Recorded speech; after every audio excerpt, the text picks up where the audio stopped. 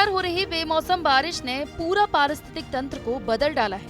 एक ओर पहाड़ों पर बेमौसम बारिश से भूस्खलन और ग्लेशियर पिघलने का क्रम लगातार जारी है।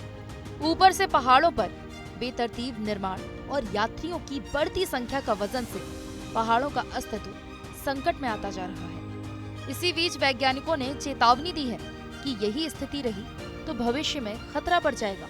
इसके अलावा वैज्ञानिकों को भी बेमौसम बारिश से एक नई चिंता सताने लगी है। वो है हिमालयी जड़ी बूटियों के क्षय की चिंता। वैज्ञानिकों को चिंता है कि अगर बारिश कुछ और दिनों तक जारी रही तो कई बेशकीमती जड़ी बूटियां विलुप्त होने की कगार पर पहुंच जाएंगी। दरअसल हिमालय पर्वत पर जीवन दान देने वाली संजीवनी समान जड़ी बूटियों का खजाना है। आज भी आयुर्वेद में इलाज के लिए इस्तेमाल होने वाली ज्यादातर दवाएं हिमालय की गोद में ही पैदा हो रही हैं, लेकिन जलवायु परिवर्तन के कारण कई जड़ी बूटियां विलुप्त हो चुकी हैं। High peak plant research centre के निदेशक प्रोफेसर MC नौटियाल के अनुसार हिमालय सदियों से औषधीय गुणों से भरपूर जड़ी बूटियों का भंडार रहा है, लेकिन अब इन जड़ी बूटियों पर जलवायु परिवर्तन का असर देखा जा रहा है।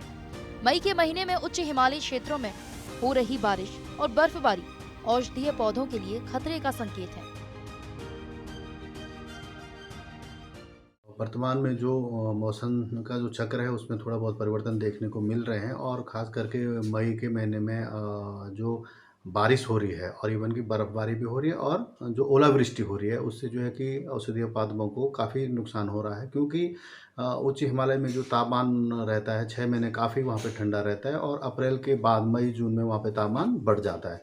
लेकिन इस बार जो है कि उस प्रकार का जो उचित तापमान जिसको हम कहते हैं जो 15 से 20 डिग्री के बीच में होता है वो नहीं मिल पा रहा है और जब वो नहीं मिल पा रहा है तो इन पौधों की जो है ग्रोथ जो है कि कम देखने को मिल रही है और इस प्रकार से अगर ग्रोथ कम बनी रहती है तो इसमें जो फूल आने की प्रक्रिया है वो प्रभावित हो सकती है और फूल अगर सही समय पे बनेगा नहीं, सही समय से परिपक्व नहीं होगा तो बीज बनने की संभावना भी बड़ी कम हो जाएगी और जिससे कि इनके जीवन चक्र पे दुष्प्रभाव देखने को मिल सकते हैं। वैज्ञानिकों ने कहा कि इस बार बर्फबारी, बारिश और ओलावृष्टि के कारण अप्रैल और मई में क्षेत्र में तापमान में काफी कमी आई है, जिससे इन औषधीय पौधों का विकास धीमा हो रहा है।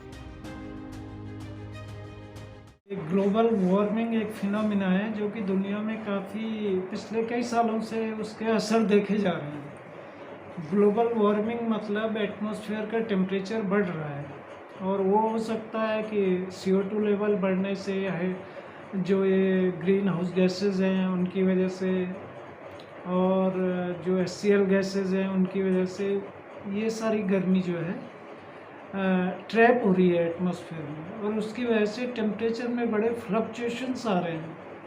आपने देखा और इस टेम्परेचर फ्लक्चुएशन की वजह से आप देखिए पिछले कुछ सालों में मौसम में बड़ा परिवर्तन आ रहा है।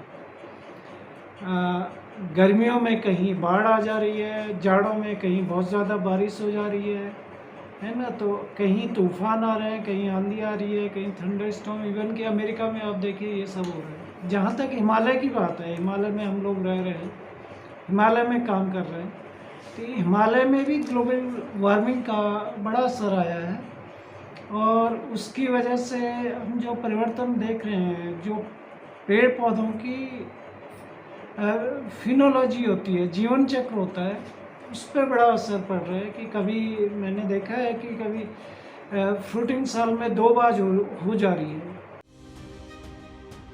आपको बता दें कि हिमालय की गोद में हरे भरे जंगलों को जड़ी बूटियों का खजाना माना जाता है। वहीं यहाँ पैदा होने वाली औषधि मानव जीवन की सुरक्षा के लिए रामबाण सिद्ध होती रही है। हाल ही में international union for conservation of nation ने भी हिमालय में पाए जाने वाले 3 औषधीय पौधों को अपनी रेड लिस्ट में जोड़ा है। इन 3 औषधीय पौधों में मीजोट्रोपिस पैलेटा, फ्रिटिलोरिया सिरहोसा और डेक्टाइलोरिजा हेटागीरिया मीजोट्रोपिसा पैलेटा का नाम आ रहा है।